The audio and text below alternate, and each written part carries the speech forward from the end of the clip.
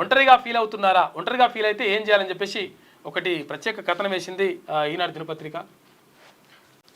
చదువు ఉద్యోగాల రీత్యా చాలామంది కుటుంబాన్ని వదిలేసి వేరే చోట జీవిస్తుంటారు. దీంతో వారిని ఒంటరితనం వెంటాడుతుంది. కొంతమంది అంటే యాక్చువల్గా ఇది ఇటువంటి విషయాలు కొన్ని అంటే చాలా ఉపయోగపడతాయి. అంటే మనం కొంచెం టైం కేటాయించుకుంటే మరికొంతమంది కుటుంబంతో ఉన్న పని ఒత్తిడి, ఆందోళనతో ఒంటరితనాన్ని అనుభవిస్తుంటారు. అలాంటి వారు గ్రూప్ 2 యాక్టివిటీల్లో పాల్గొంటే ఒంటరితనం అనే భావన జయించవచ్చు అని చెప్పేసి మానసిక నిపుణులు చెప్తున్నట. నలుగురితో కలిసి తిరగడం, పనులు చేయడం వల్ల మానసిక ఆరోగ్యం మెరుగుపడుతుందని చెప్పేసి అంటున్నట. సమాజంలో ఎలా జీవించాలో తెలియడంతో పాటు ఒంటరితనం దూరం అవుతుంది. మరి అలాంటి యాక్టివిటీ ఏమున్నాయో చూద్దామని చెప్పేసి ఒకటి ఆర్ట్స్, డ్యాన్సు, లలిత కళలు నేర్చుకోవచ్చు. ఇవి నేర్పించే ఇన్స్టిట్యూట్కి వెళ్ళినప్పుడు మీలాగే నేర్చుకోవడానికి వచ్చిన వాళ్ళు చాలామంది ఉంటారు. వారితో కలిసి డ్యాన్స్ చేస్తూ లేదా ఆర్ట్స్ నేర్చుకుంటే ఒంటరితనం అనే భావన రాదు. సంగీత కచేరీలు, తర్వాత స్టాండప్ కామెడీ షోలు హాజరైతే ఒత్తిడి తగ్గి మనసుకు కాస్త ఉల్లాసంగా ఉంటుందంట. ఇది సోషల్ మీడియాతో చెడే కాదు మంచి కూడా జరుగుతుంది.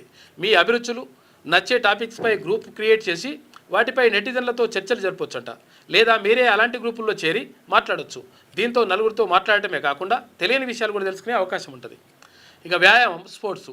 ఇంట్లో ఒక్కరే వ్యాయామం చేస్తే ఒంటరిగా అనిపిస్తుంది. అదే జిమ్ లేదా పార్క్కి వెళ్ళి చేస్తే మీలాగే అక్కడికి వచ్చే వాళ్ళు ఉంటారు కాబట్టి ఈ ఒంటరితనం కొంచెం వరకు దూరం అవుతుంది. వాళ్ళతో ఉంటాం కాబట్టి. ఇక వ్యాయామం, ధ్యానం, యోగా, తర్వాత ధ్యానం కూడా చేయాలంట. వ్యాయామం కుదరకపోతే యోగా, ధ్యానం వంటివి చేయొచ్చు. వీటిని సాధన చేయించేందుకు చాలా చోట్ల ప్రత్యేక యోగా కేంద్రాలు ఉన్నాయి. 10 మందితో కలిసి ఉన్నప్పుడు ఒంటరితనం అనే ఫీలింగ్ రాదు. యోగా, ధ్యానం సాధన చేయడం వల్ల మానసిక ప్రశాంతత లభిస్తుంది. ఇక గ్రూప్ మీటింగ్స్. ఒకవేళ మీరు మానసికంగా ఏమైనా ఇబ్బందులు ఎదుర్కొంటున్నట్లయితే మానసిక నిపుణులను సంప్రదించవచ్చు. మీలాగే మానసిక సమస్యలతో బాధపడుతున్న వారితో కలిసి గ్రూప్ మీటింగ్స్లో పాల్గొనవచ్చు. ఒకరి సమస్యను మరొకరు చెప్పుకుంటూ ఎమోషనల్ సపోర్ట్ను పొందొచ్చంట. ఇక వాలంటీరింగ్, సమాజ సేవ చేయడానికి వెళ్ళొచ్చు. విహారయాత్రలకు వెళ్ళొచ్చు. కొన్ని టూరిజం ఏజెన్సీలు విహారయాత్ర ప్యాకేజీలు ఆఫర్ చేస్తుంటాయి. కొంతమందిని గ్రూపులుగా చేర్చి పర్యాటక ప్రాంతాలకు తీసుకెళ్తుంటాయి. అప్పుడప్పుడు అలాంటి విహారయాత్రలకు వెళ్తే మనసు కొంతవరకు తేలిక పడుతుందని చెప్పేసి అంటున్నారు.